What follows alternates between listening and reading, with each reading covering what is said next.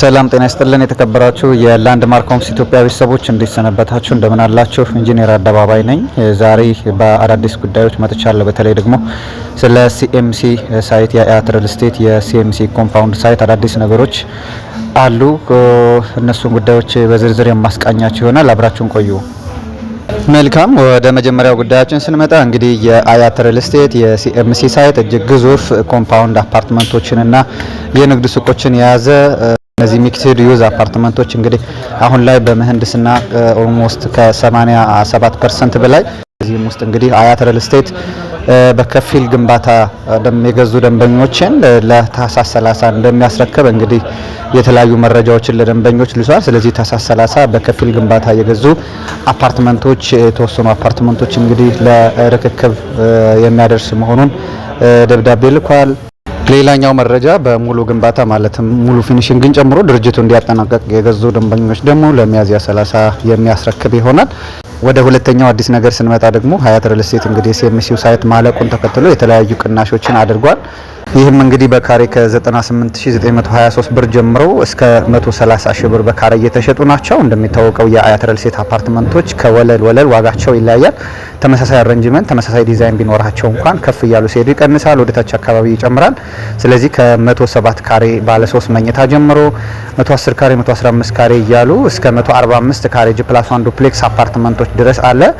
ቱ ሚኒመም በጠቅላላ ዋጋቸው ባለ 3 መኝታ ከ10 ሚሊዮን ብር ጀምሮ ጠቅላላ ዋጋቸው ከ10 ሚሊዮን ብር ጀምሮ ባለ 3 መኝታ አፓርትመንቶች አሉ። እንደያከፋፈላቸው ደግሞ የተለያዩ ቅናሾችን አዘጋጅተዋል።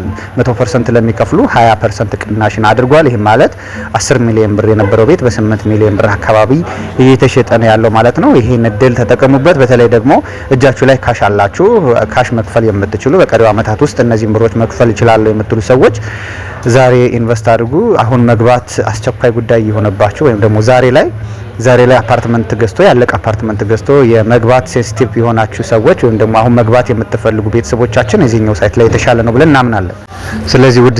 ስለዚህ ውድ ቤተሰቦቻችን እነዚህን አፓርትመንቶች የግላችሁ ለማድረግ ወይም ደግሞ አሁን ላይ ቤት ያስፈልገኛል፣ በተለይ ደግሞ እንደዚህ ያለቁ አፓርትመንት ያስፈልገኛል የምትሉና ቀሪ ክፍያውን በአጭር ጊዜ መክፈል የምትችሉ ሰዎች ወይም ደግሞ በጣም ሴንሲቲቭ የሆናችሁ ለመኖር ለመግባት በጣም ሴንሲቲቭ የሆናችሁ ሰዎች ዛሬ ኢንቨስት እንድታደርጉ እንመክራችኋለን። በተጨማሪ ደግሞ ይደውሉልን።